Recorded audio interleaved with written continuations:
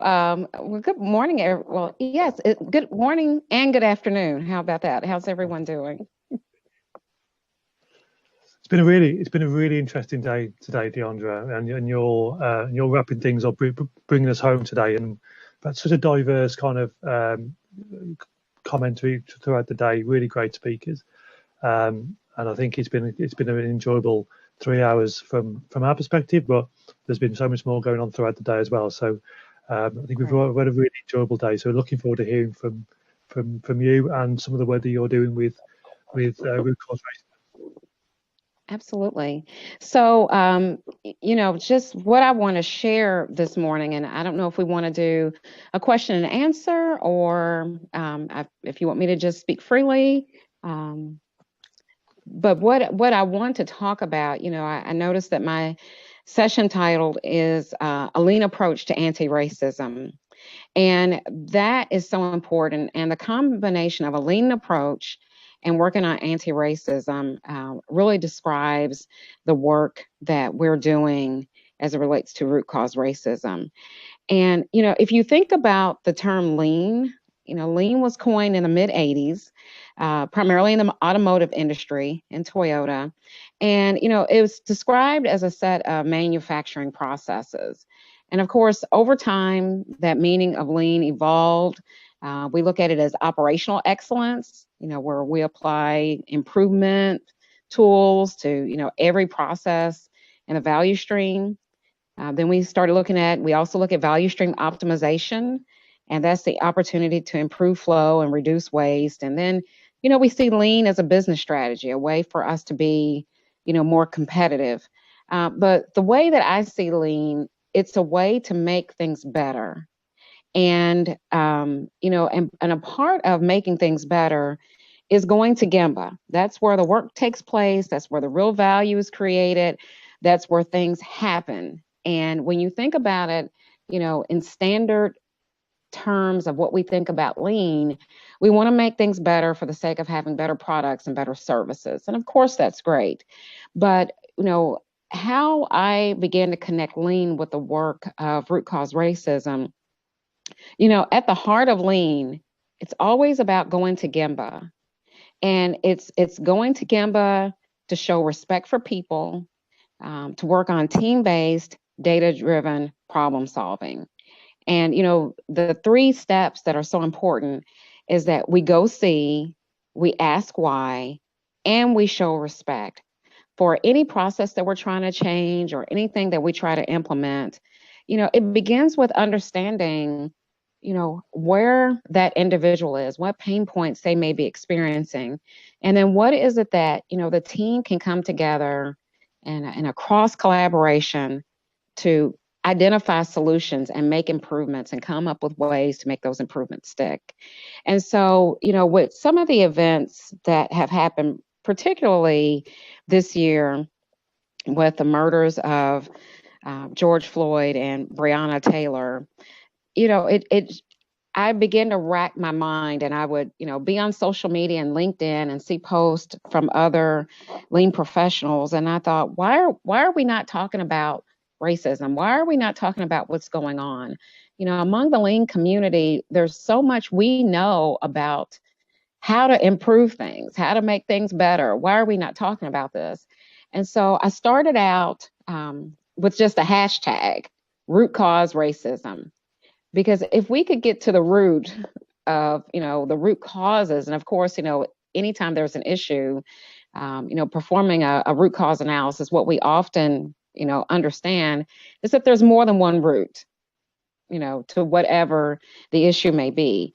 And so if we could get to the root of, you know, these systems, these structures that have been in place over time, and begin to identify one small thing that we can do to start to dismantle the racism that we experience and we see and we witness within our circles of influence, that could start a chain reaction to really make an impact. And so, it started with the hashtag. It also started with, I decided to be more vocal and post about Black Lives Matter on social media, particularly on LinkedIn. And I was met with some unkindness. And what was unfortunate, some of the unkindness that I received was from a colleague who also is a part of the Lean community. And this wasn't someone just random that I didn't know. This is someone who I've shared a stage with at Lean conferences.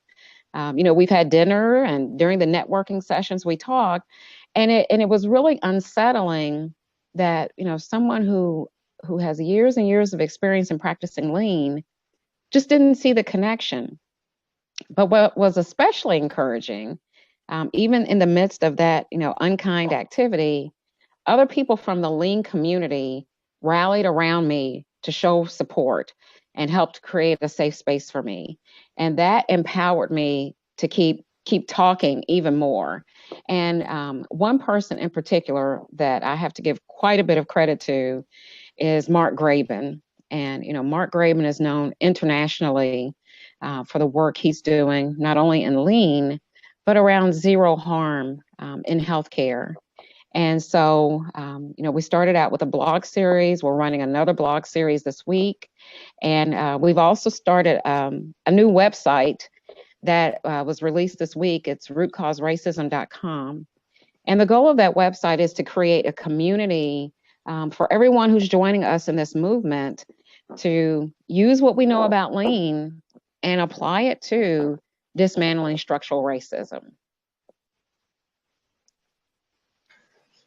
That's fascinating, Deandra.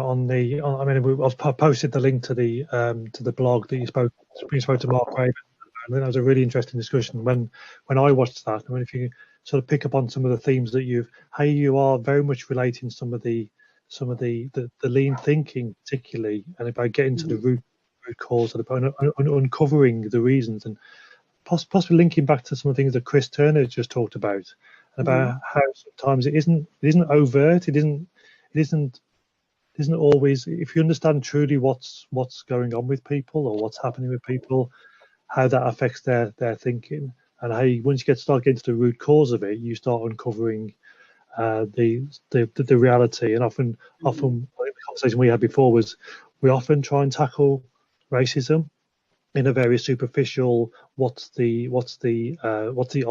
overt thing in front of you, without getting to the root cause of it. Right. And I was listening to both Chris and Tim talk, and something that struck me about what Chris said is that people, and I believe this as well, people don't intentionally want to do the wrong thing. I think in essence we want to do what's right. And that's another reason why we started this Root Cause Racism blog series. We wanted to blog about topics to get people talking, so that people can understand one another's point of reference. Because to say to someone, "Oh, you're a racist," and to argue back and forth, or on social media especially, to pass back unkindness and chats and conversations and tweets, that's not accomplishing anything. So the one small thing that we can do is you have to understand where people are coming from. And that's the part about going to Gemba, going to see, going to ask and listen, and trying to understand deeper why a person may say what they say or may act the way they act. They may not know any better. And it's and then the other thing too is racism has been around for centuries, and so this is not something that is going to be solutioned or relieved overnight. It starts out, there's so much that we have to learn. There's so much I'm learning. Just because I'm a Black woman doesn't mean that I don't have biases, or it doesn't mean I'm a resident expert. There are things that I'm learning, and I'm learning, yes, from reading books, attending webinars, and listening to podcasts, but I'm learning by engaging with people who don't look like me, who aren't from the same, don't have the same background that I have. And, we're having meaningful dialogue, and sometimes it's uncomfortable, but that's okay, because we're still learning. And this week we're running a blog series. It's entitled When Brothers Meet at Gemba.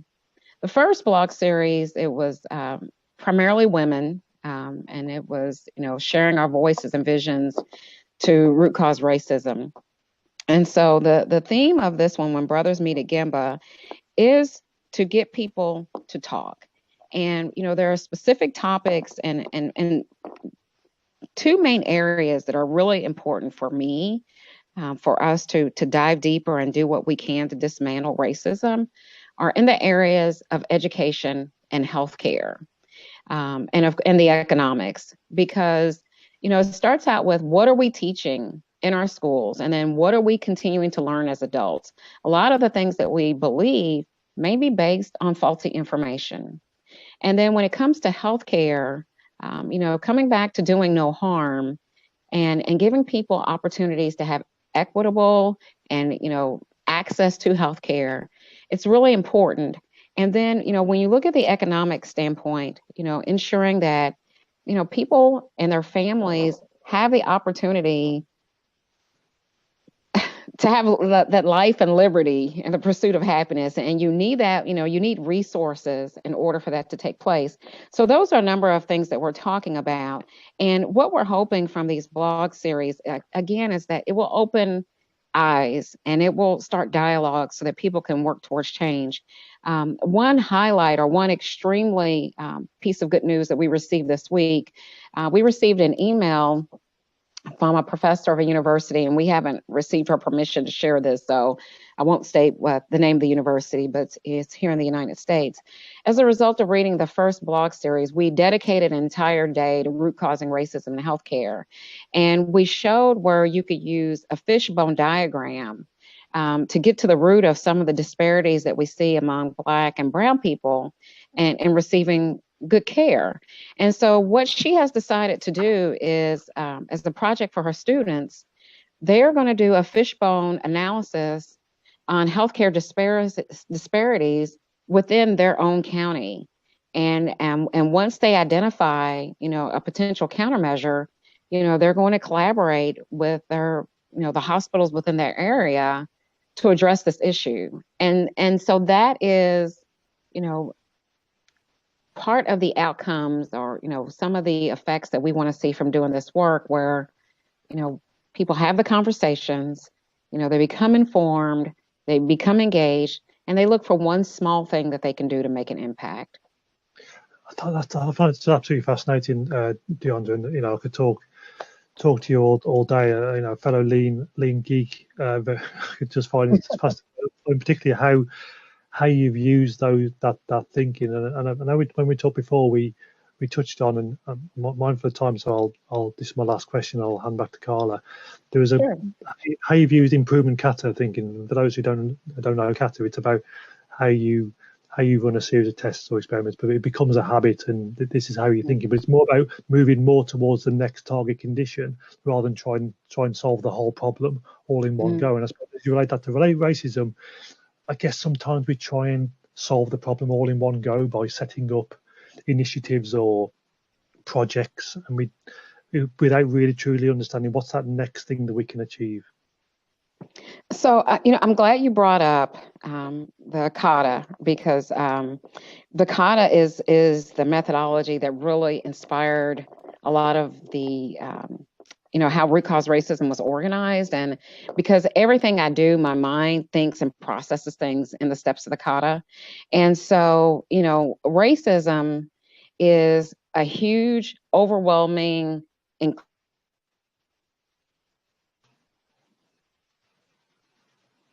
incredibly big challenge, something years or 5 years. This is something that will take, beyond our lifetimes. So when you think really quick, because I know we have a few minutes left, the 4 steps is, we want to get the challenge or the direction. And that's the big overarching, the big goal that we want to accomplish. Then from there, we grasp the current condition. Then we set a target condition, that's step 3. And then step 4 is we start experimenting, or we start practicing, and we start running, small plan, do, check, act cycles to get us closer to our target. So when you look at racism, and usually with the kata, when you're trying to understand what that challenge is, you frame it in the form of a question. And that's what I did. Wouldn't it be great if I could pull together people from the lean and continuous improvement community to share the knowledge that we have to help to eradicate racism. Huge challenge. Okay. Then my current condition, at the time I was like, well, where are we? Well, right now it's a few of us posting on social media about it. And, I've formed some allies and people like Mark Graben and Karen Ross. Next target condition, it would be great to heighten awareness within the areas of healthcare and education and economics and government and the arts. So what was the first experiment that we wanted to run to heighten that awareness? Well, let's have a root cause racism blog series and have this project. Well, there were a number of experiments we ran. We met that target condition, but as a result of the learning and practicing and interacting, we established another target condition. And that's where it became a movement. And so now we're looking at, building and expanding on that. And there are so many other target conditions that we'll be running. That's why we have this root cause racism webpage to keep everybody informed. And we want to get the community engaged. And it's not only people who are from the lean background, but what I believe is that everyone has the potential to make things better. We are all lean practitioners at heart, whether someone knows the terminology or not, because, just like Chris was saying, people want to make things better. And so it's a matter of pulling everyone together, getting all hands on deck to do this work, to do everything that we can to eradicate racism. Brilliant. Wow, Thank Deondra. you. One card. Go on, Nick. No, after you. You go. I was just going to say, Deondra, that what a fantastic sentence to kind of end your session on. And it's going to be the end of our day shortly. Well, end of our time on this channel. And I just want to thank you so much for your time, getting up so much earlier to be with us and to share the work that you've been doing. And we've been in touch before, but I think what you're doing is phenomenal. I think the simplicity that you bring around going to see, asking why, and showing respect, and that reminding us all that we all do want to do good, and we do want to make it better. You just every time I hear you, you blow me away. So thank you so much, Deondra. You're so kind. Need to hand over to Pete now, Deondra and Carla. Thank you very much for your time. Pete, 30 seconds. Thank you. Yeah, brilliant. Love that session, Deondra. As a lean enthusiast, seeing it be the approach for anti-racism blew my mind away. I've got 30 seconds to wrap up the day. A big thank you to everyone. Some of the messages there is hopefully you can take something away from the stuff you've heard today. What we can hear is we've got great people who work in health and care. Start with the patient and work backwards. Think like a farmer, not like a firefighter. Remember, farmers don't shout at their crops to make them grow faster. Create the right environment. Be kind. Healthcare is complex. Try and keep it simple. Teamwork is important. We heard about the one team approach. Big theme of anti-racism here. We are so behind this in ESIST. To support that across the NHS. All our people are important. It's about action, not words. Focus on the things we can do. Small acts of kindness have great impact. We line manage ourselves as well as having line managers. Thinking about Deondra's words, go see, ask why, and show respect. People are our biggest asset. So I'm going to finish this session, all the sessions today. A big thanks to everybody, and the recording will be out soon. So watch the Academy of Fab NHS stuff for the recording. So thank you very much to everybody who's spoken and everybody who's listened in. Thanks, everybody.